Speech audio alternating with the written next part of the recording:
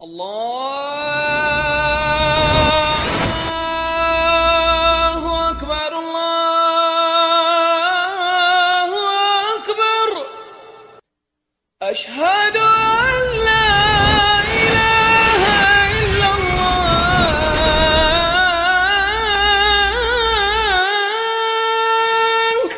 أشهد أن محمدا رسول الله.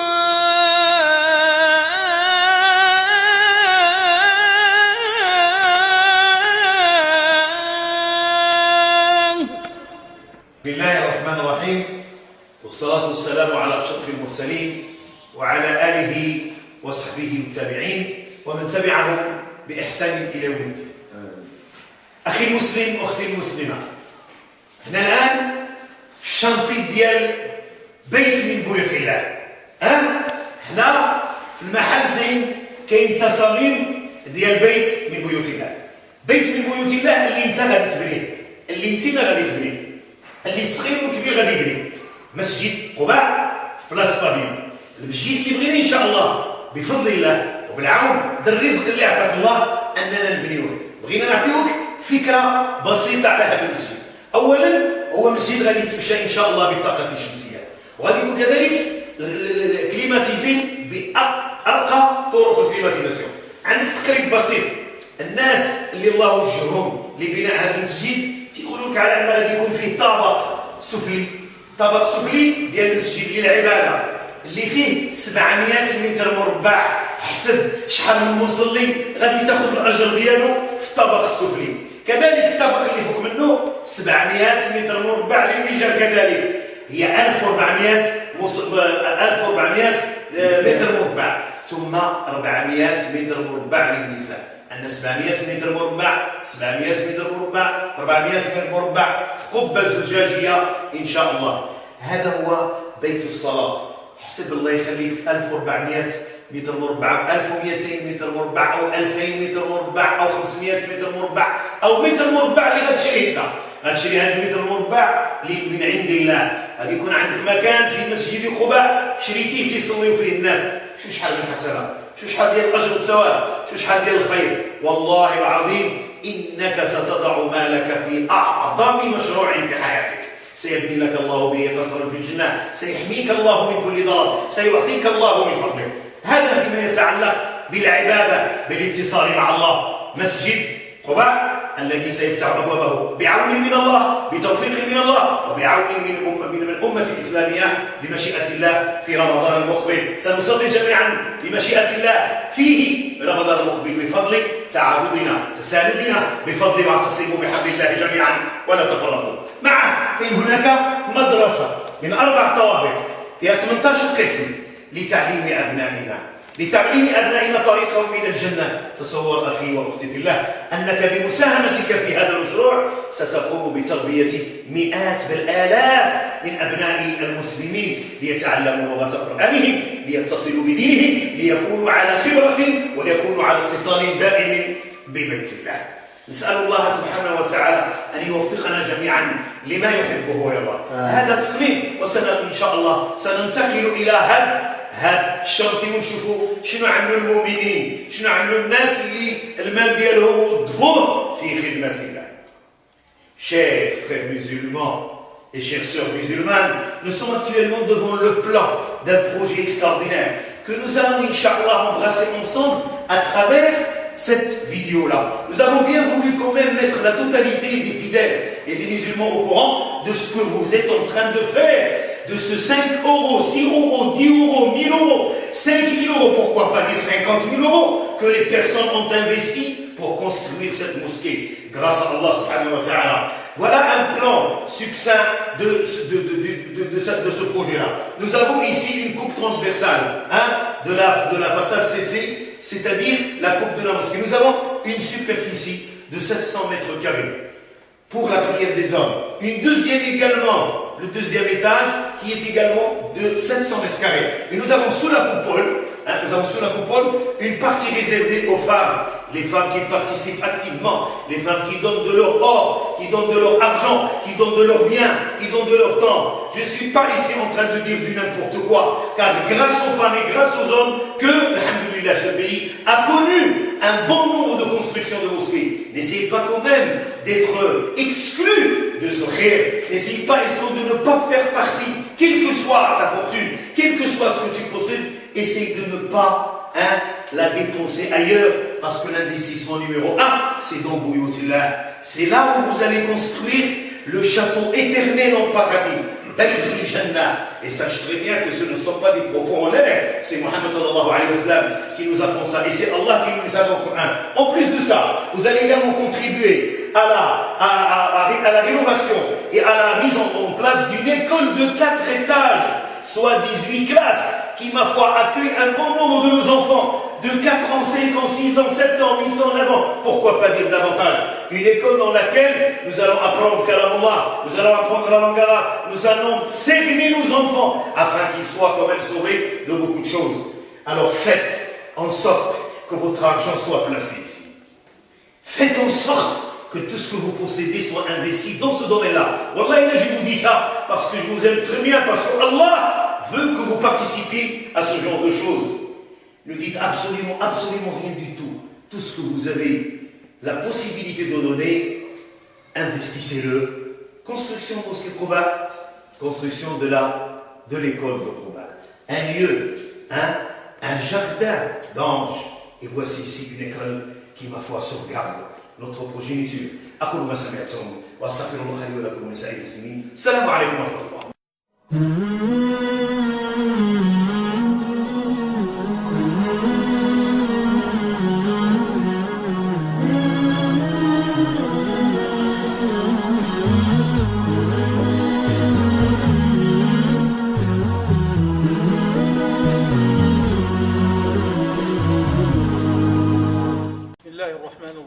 وصلى اللهم على سيدنا محمد وعلى آله وصحبه أجمعين.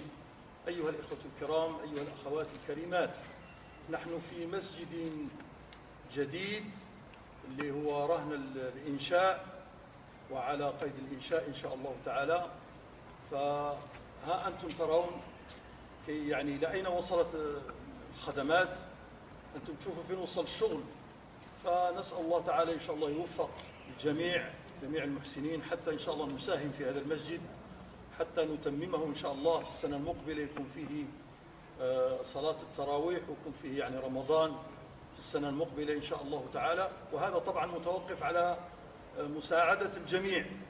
فأيها الإخوة الكرام، الاستثمار الحقيقي هو في هذا العمل الصالح، بناء المساجد، إنشاء المساجد.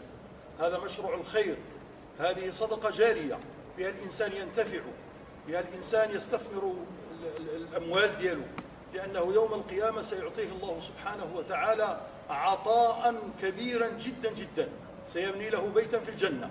وكذلك الأعمال التي تقام في هذا المسجد من أعمال الخير، أعمال الحسنات، كل حسنة يعني تحصل عليها الإنسان في هذا المسجد إلا وصاحب الإنفاق الذي أنفق في هذا المسجد ويكون له الأجر أيضا، كما قال النبي صلى الله عليه وسلم: الدال على الخير كفاعله. والذي أنفق ماله في هذا المشروع لا يخاف أن الله سبحانه وتعالى سيعطيه عطاء عظيما جدا جدا. لذلك نسأل الله أن يوفق الجميع، نسأل الله أن يوفق النساء وأن يوفق الرجال وأن يوفق الشباب وأن يوفق الشابات حتى يساهموا في هذا المشروع، مشروع الخير. ونحن خصوصا في هذا البلد بلد الغربة، لكن نحن نجتهد ونتعاون، عسى الله تعالى أن يوفقنا. فنطلب منكم جميعا أن تساهموا معنا بكل ما تستطيعون، ولو بالشيء اليسير ولو بالشيء القليل. نسأل الله تعالى أن يتقبل، والباقي إن شاء الله سيكمله الشيخ أحمد السكاكي. Ce qui a été dit par Cheikh Redouane, Jazallahu Khairan, est une incitation noble à la construction de ce chantier. Ce chantier que vous voyez, tout ce qui a été construit ici, et que la caméra va vous montrer, c'est grâce à votre argent. C'est grâce à ce que vous avez fait. C'est grâce à toutes les participations, si futiles soient-ils. Regardez comment ils ont organisé toute une climatisation spéciale qui, ma foi, va assurer un bien-être de tous les fidèles qui vont venir.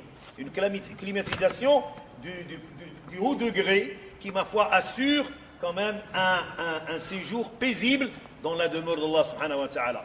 Et également, une autre chose, c'est que pour ne pas gaspiller trop d'énergie, tels sont les préceptes de Rasulullah ou du style islamique, ça va fonctionner avec les panneaux solaires. Et c'est grâce à vous, c'est grâce à vos dons, c'est grâce à ce que vous avez fait. Nous sommes en plein chantier et j'ai bien voulu contribuer avec Cheikh Redouane humblement à vous dire voilà ce que vous avez fait. Ce ne sont pas les responsables de mosquées qui ont fait ça. Ce ne sont pas d'autres personnes qui ont d'autres pouvoirs. C'est vous. C'est vous, madame. C'est vous, les jeunes. C'est vous, toutes les personnes qui, ma foi, fréquentent la mosquée d'Allah et qui ne la fréquentent pas. Allez, hâtez-vous. Et vous avez payé plus de 500 000 euros pour la construction. Il reste 3 niveaux à faire et également la restauration de l'école. Il reste 1 600 000 euros. 1 600 000 euros, c'est pas grand-chose. Wallahi al-azim, c'est pas grand-chose.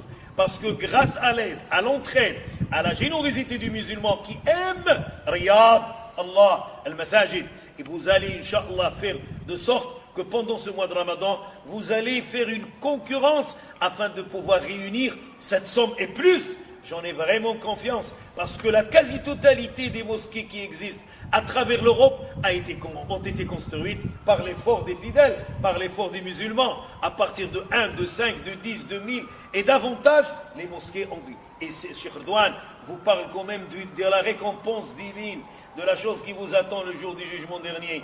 Vous êtes en train de construire la demeure d'Allah subhanahu wa ta'ala. La demeure d'Allah subhanahu wa ta'ala. Et vous allez également construire, nous allons également jeter un regard sur l'école, les 4 étages de l'école que vous avez en haut, 4 étages dans lesquels vous avez vu ça en plan, les voilà en réalité. Les travaux sont là en train d'affiner, d'apporter des rafraîchissements à cet immeuble qui va accueillir vos enfants, qui va accueillir également les vieilles personnes, qui va accueillir toute personne pour l'apprentissage de Kitab Allah wa al-Lugha al-Arabiyya. Donc voilà, nous sommes ici en train de vous dire, de vous demander ce que Allah vous a demandé. C'est-à-dire, l'argent que vous possédez ne vous appartient pas, sachez-le. Il ne faut pas les dépenser dans des œuvres qui n'ont aucune importance. Voilà l'œuvre numéro 1. L'œuvre numéro 1, c'est la construction de Buyutullah, subhanahu wa ta'ala. Donc sachez que ce que vous allez investir ici, Wallahi al-Adim, comme a dit Cheikh Redouane, et qui existe dans le texte, vous n'allez absolument pas le perdre. Wallahi, là, vous gagnez davantage, ici et le jour du jugement dernier. Nous allons vous communiquer également le numéro de compte pour que vous puissiez également faire ce qu'on appelle Sadaqa Mstoura. Vous allez donner ce que vous pouvez, ce que vous possédez, mais tâchez quand même d'être régulier dans le paiement. 1 600 000, c'est rien du tout pour la communauté musulmane. 1 600 000, c'est absolument une somme tout à fait minable quand il s'agit de la construction d'une école et d'une mosquée. Le compte que vous allez recevoir et que vous allez percevoir sur l'écran, c'est le BE 254 343 194 19 18 2. C'est le numéro de compte que je vais répéter encore une deuxième fois. BE 25 43 43 19 41 91 82. Tâchez quand même d'être fidèle à ce numéro. Un versement mensuel d'une somme régulière va vous rapporter tout le bien. J'ai tout à fait confiance en notre communauté parce que la communauté musulmane de Muhammad sallallahu alayhi wa sallam est vraiment généreuse. أنتم تدعون أن تنفقوا في سبيل الله فمنكم من يبخل. Et ce que dit Cheikh Redouane, ce qu'il me dit, vous allez avoir une joie extraordinaire.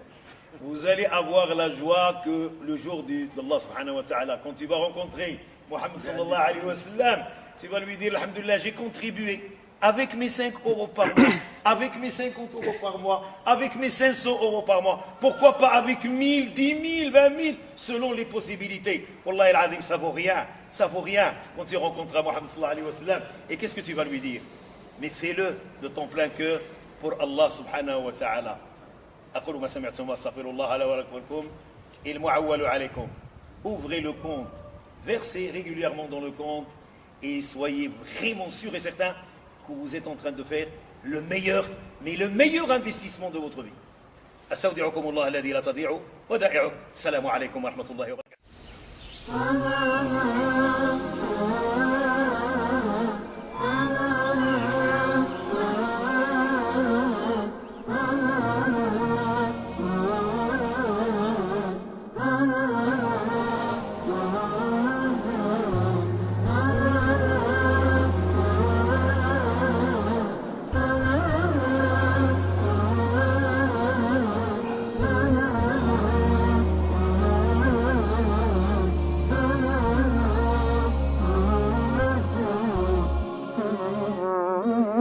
رحمن يا رحمن ساعدني يا رحمن اشرح صدري قرآن املأ قلبي قرآن واسق حياتي قرآن رحمن يا رحمن ساعدني يا رحمن اشرح صدري قرآن املأ قلبي قرآن واسق حياتي قرآن رحمن رحمن ساعدني يا رحمن اشرح صدري قرآن املأ قلبي قرآن واسق حياتي قرآن لله لله يهفو آملي لله ولحفظ كتاب الله من أول بسم الله للختم وللرضوان رحمن يا رحمن بمجيني يا رحمن أصبحي ما يدوشو نبني ما يوسيتي ناوتشيني قرآن رحمن يا رحمن ساعدني يا رحمن اشرح صدري قرآن املأ قلبي قرآن واسق حياتي قرآن يا نور يا نور يا محكم يا تنزيل لمحمد عن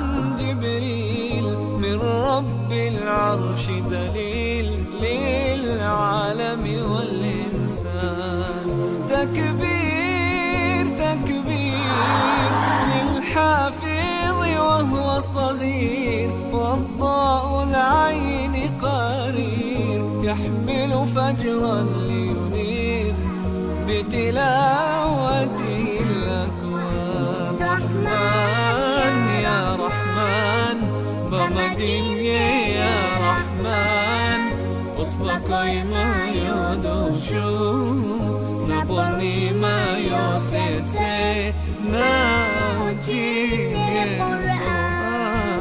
رحمن يا رحمن ساعدني يا رحمن اشرح صدري قرآن املأ قلبي قرآن واسق حياتي قرآن الله الله اللهم اجمعنا بكتابك وانفعنا واجعله لنا حصنا وهدنا أبدا